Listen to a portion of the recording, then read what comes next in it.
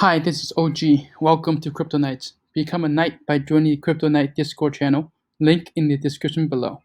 Every day on this channel and in the Discord group, I will share the latest technical analysis and market updates on the cryptocurrency markets, including on Bitcoin, Ethereum, and altcoins.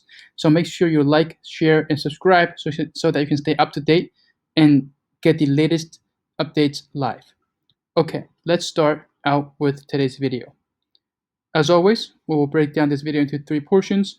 The first, we will go over the overall markets. Secondly, we'll look at technical analysis. And lastly, we'll look at some industry news and developments. So let's look at the market cap. Today, it's at around 1.4 trillion, so up slightly, up in a couple percent from yesterday's 1.3 or so. Looking at Bitcoin's dominance and Ethereum's dominance, we see that Bitcoin's dominance at 44.2%, down slightly, I believe, and Ethereum's dominance at 16.7%, up slightly. And makes sense, right? If we look at Bitcoin and Ethereum's price change over the last 24 hours, Ethereum has risen around 5%, whereas Bitcoin has only gone up about 1.2%. So Ethereum kind of price-wise, it's higher than Bitcoin, and therefore its dominance has increased relative to Bitcoin. With that said, let's look at the last 24 hours and see performance. Again, the top performance coins, Axie, Infinity, Decentraland, Engine, all NFT coins, right? So as I've been mentioning the past few days in my videos, NFTs are countering the trend, right? And that NFTs and DeFi are going to be the two main categories that will benefit from the next wave of mass adoption. So keep your eyes on NFTs and on DeFi. These are going to be the game changers for blockchain in this next wave. So with that said, let's look at these two categories individually as well. So overall market cap for DeFi at 74 billion roughly, right? And this makes up about 5% of the overall cryptocurrency space. Looking at the last 24 hours, we see that there's a couple, right? A few coins that have done pretty well. Ellipses Augur, right? One of these legacy coins going back to I think 2015, right? It's a prediction markets token, and then but overall pretty tame, right? These, aside from these two, the others are pretty much stagnant, right? So if we look at NFTs, by comparison, let's look at NFTs, look at coins. So overall market cap at 16 billion, right? And this is at 1.2% of the total cryptocurrency market. So smaller than DeFi, about 1/5 the size of DeFi, but it's growing very rapidly. So if we look at the last 24 hours, for example, we see that the gainers here are much bigger than the ones we saw for DeFi, right? Whereas in DeFi, the biggest percent gain we saw was around 30%, 20%. Here we're seeing over 100%, 73%, 62%, right? So, and these are mostly NFT games, right? Fear, Chain Guardians, Cocos, Sandbox, Alien Worlds, right? So these are really, really countering the current bear market trend, right? These are doing really, really well, right? I mean, this is up, over 100% just within the last 24 hours, right? And so, again, right, going back to this idea of not turning your back on this market just because the overall markets are in a bear trend, and also to pay attention to DeFi and NFTs, right? Specifically NFTs in gaming. Okay, with that said, let's now dive into technical analysis, starting out with Bitcoin. So on the 4-hour chart, we see that we're still in this channel, right? So we've been in this channel for the past 2 weeks, right? Half a month, right? So we have this high, this second high, this kind of third high, right? But it didn't really get to it exactly. Then we have this low, this second low, and then this potential third low-ish, right? So it's interesting that these two, this high and this low, neither of which reached the true channel top or channel bottom. So so we might be seeing a case where the range is getting constricted, but we'll have to see, right? We'll have to see what happens here. Now, with that said, right, we do have resistance here, right? If it does come up to test the channel, and this is at roughly 34, let's call it 34.6, 34.2 two, depending on when exactly price does reach that level, right? And then if we zoom into the 1 hour time frame, we see that we have the 200 MAs here as resistance, right? Because we broke down below the 200 MAs and we have not tested it yet. And the first test of the 200 MAs after breaking down typically results in at least a slight bounce, if not a larger correction, right? So I'm waiting for a potential trade here. If we get rejected upon a test of the 200 MAs, I'll be looking for a short. Yesterday, another thing that happened was, so we were actually at this level, right? When we broke the 32K level, I mentioned that this is very important for bulls to start stepping in, because if we were to break down and especially below the channel support at 31.3K, then we will most likely go down to test the lows of 30K, 28.8K, and maybe even lower. But fortunately, at least for now, the 61.8 level step in, right? And we actually got a bounce here. And this has been a nice 4% move. But now we are getting close to this, right? 33.3K. And so this is a potential area for a short. Of course, if price breaks through here, right, and doesn't get rejected, doesn't get stalled here, then I will flip my bearish bias to bullish bias and start to look for long trades on Bitcoin. Looking at 15-minute, let's see if we see anything here. So on the 15-minute, we've actually already broken back above the 200 MAs, right? And we are consolidating upon it right now. And so we're waiting kind of for the next move, whether or not this level can hold. If we break below and close below this level, then I think we're going to see the first sign of a potential correction lower, perhaps to retest the channel low here, right? Or to retest this 32K level, right? Because after we broke below it, we were bearish until we broke above with this candle. And so now this 32K is very important, right? If we come down here and use it as a support and bounce off of it, then this is confirmed as support. Whereas if we break below this, then this is being confirmed as resistance. But of course, ideally, we don't even come back down here again. Ideally, we can just rack it off and bounce off from here, right? So that would be ideal. But one thing we have to keep in mind is that we do have the 200 mates on the hourly time frame as resistance overhead, right? And so I don't want to be too bullish just yet on a 15-minute until we break above the 200 mates on the 1 hour time frame as well. Okay, moving on to Ethereum. So again, there is this kind of conflict between the hourly chart and the 15-minute chart. So on the 1 hour chart, we have the 200 MAs at roughly, let's call it 2100, right, as potential resistance. And again, this is an area where I will be looking for a potential short, of course, always upon confirmation, right, upon a rejection, upon volume coming in. With that said, right now we do have this huge wick candle right here, right, and it's very strong volume as well. So it might even be possible that price actually fails here. We don't even get up to this level, because if we look at it like this, right, if we take this low here, this is actually a potential support resistance flip, right, where previous support becomes new resistance. And I mean, this level is like very much to the dollar, right, almost to the dollar, right? So this low, and now price came back to retest it, but completely failed.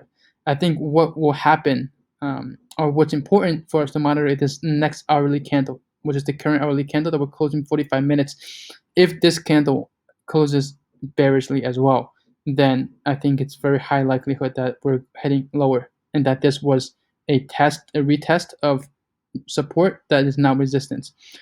Alternatively, if this current candle closes bullishly, right, and perhaps even above the wick high, then this would be considered a potential bear trap, in which case we're most likely going to have enough fuel to push through this, right? So we'll have to see, right? If this candle would have formed a little bit higher, like in this region here, I probably would have already gone into a short just upon the close of this candle, because the wick is just huge, right? This shows huge rejection and strong volume as well. So the only reason why I'm not going to a short heavily here yet is because I prefer to trade the 200 MAs compared to the SNR and R flips. But you know, with that said, I actually might go into a small short position. Now that I'm looking at this, I mean, this wick is just beautiful. I mean, this is like the ideal pin bar. Like you couldn't get, yeah, this is like the ideal pin bar, and there is, it is coming at a level, right, at a previous support, and we are in a downtrend technically, and so there is this natural tendency for price to go lower unless we have outside stimulus, and so let's see. Yeah,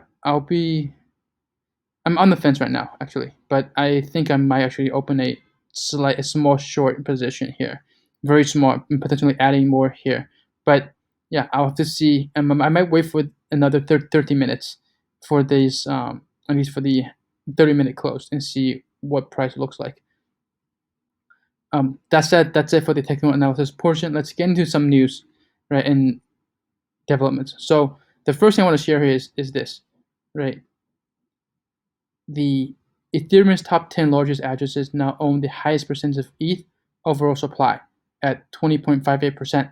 So if we look at this chart, the green line is the price of ETH. The purple line is the supply held by the top addresses, right, as a percent of the total supply. And we're seeing this starting to tick back up after a huge crash. And if we look at this, what's interesting is that we actually saw a peak here in the total, in the supply before we saw the peak in price, which suggests that this might be a leading indicator, right? That this rises before price rises. And so if that is true, right, and this holds to be true again, then with this rising, with this purple line rising now, we would potentially see price start to catch up to it in the next few weeks, right, in the next couple of months, perhaps. But we'll have to see, right? This is not enough data for us to extrapolate a trend or a relationship, but it is something, right? And this is something that does intuitively make sense as well, right? Where the whales accumulate and then the price pumps, right? So this is a classic case of follow the money, right? And so I would bet, or let's put it this way, I would bet that price will follow rather than price wouldn't follow, right? Gone through my head. Okay. And another piece of bullish fundamental news for Ethereum, right? In Q2 of 2021, Ethereum settled $2.5 trillion in transactions, right? Huge. And if we look at this trend, right, look at this. This is huge growth, right? Exponential growth, right? And this is the actual growth that matters, right? This fundamental growth of the network, of the utility, right? And this is what eventually, right? Price eventually catches up to fundamentals sooner or later, right? And so if fundamentals are strong long term, price will eventually catch up to it, right? Long term. Okay, let's look at this. So another piece of interesting news today is Shapeshift. So Shapeshift is one of these original OGs in the crypto space, right? They've been around for many years. So I think since 2014, and they have taken the step to convert their organization from a limited liability company into a DAO, and they're starting to do that by airdropping, or at point of publication, $98 million worth of Fox tokens, but it's actually much more now. I think because price has gone up a lot in the look, price has gone up 230%. So this $98 million figure, it's probably around $300 million plus at this point. But the idea is that they are airdropping their Fox tokens, and these Fox tokens are going to be the governance tokens that will govern the new DAO, that will be governing Shapeshift, right? And so moving away from the traditional way of organization, right, the LLC, and into this new DAO, right? And we'll see how that goes. And congratulations to all the folks who have gotten this airdrop, right? Those who have used Shapeshift, those who have used some of these other DeFi protocols are getting this airdrop. So congratulations to all of you guys, and even more congratulations because it's gone up over 200%. Just today. So your airdrop is now worth 2.5 times or 3 times more than um, the at the point of the airdrop. Okay, let's see. Just quick news on SEC again postponing the ETF application. Nothing new, right? We saw this many times, just kicking the can down the road. So again, the SEC is pushed a decision on WisdomTree's Bitcoin ETF application to the fall. So nothing new, but just a quick update. So on this piece of news, Axie Infinity's AX token up over 700% since June lows, and so this gets back to our original kind of overview here, right, on NFTs, right, and Axie Infinity has been one of the big winners, in the past couple of months. So definitely just wanted to highlight this. Definitely not financial advice, not shilling Axie Infinity, not saying you should go and buy it, right? I mean, it's already up 700%, so it might not even be a good price, or it might be a good and still be a good price, right? Because the reason why I want to highlight this is not because of the price jump, but more because of the reason for the price jump, which is that um, growth, user activity, etc., have been fundamentally going up, and so price is supported by that, right? So this is not most likely not your typical pump and dump without anything to back it up. This price this price rise is supported by fundamental you know changes, fundamental growth in the network, in the users, in the activity, right? And that's what's important. Nothing here. Let's see. I'll quickly just highlight. So similarly to the chart we saw on Ethereum, we're also seeing institutional dominance ratio for Bitcoin going up, right? So it's indicating that large whales are coming back in and accumulating. So again, follow the money. And a couple of tweets I want to share. So BlackRock says Bitcoin has no demand, right? Goldman Sachs says Bitcoin is not a viable investment. Guggenheim says Bitcoin going down to 10K. JP Morgan says Bitcoin going to 25K. And all these guys, right, when they're all kind of singing the same tune, most likely price will do the opposite, right? But again, not financial advice, just an observation. And last thing I want to share here is this, right? So Fed chairman suggests that a U.S. digital dollar will make Bitcoin obsolete, which I think is just ridiculous, right? I mean, people buy Bitcoin using US dollars, meaning that they prefer to have Bitcoin over US dollars, right? And the two are fundamentally different. Like one is a reserve asset, right? One is Bitcoin is something that you hold in for long term appreciation, right? A long term hedge against inflation. In essence, a long term hedge against the US dollar. So I don't see how having a digital version of the dollar makes it anything different than the dollar itself. Aside from the fact that it probably makes it easier for me to use my digital dollar to buy more Bitcoin. So yeah, I don't see the logic in it at all. Yeah, so it's as this tweet says, right, that a U.S. digital currency won't make Bitcoin obsolete any more than the U.S. dollar makes gold obsolete. If anything, the U.S. dollar and Jerome Powell's endless printing of it makes Bitcoin all the more necessary, right? So I think the two aren't, people aren't saying that they prefer Bitcoin to the dollar, because yeah, it just doesn't make sense, right? Because people prefer Bitcoin to the dollar because it's a long-term store of value, not because I can spend it easier than the dollar, right? That's not the reason why people get into Bitcoin. So thank you guys for watching. It's been a long video, and if you appreciate videos like this, please give this video a thumbs up and subscribe so that you can get these videos live.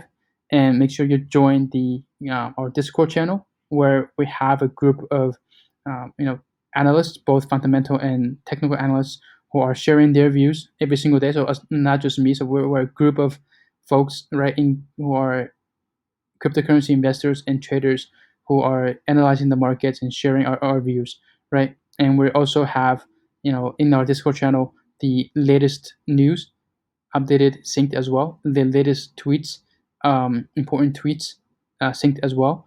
So there's a lot more in this Discord channel than just technical analysis. Just join, right? Join, check it out, and see if it's valuable. And I'll bet that you'll want to stay. Anyways, that's it for today's video. Thank you guys, and see you tomorrow.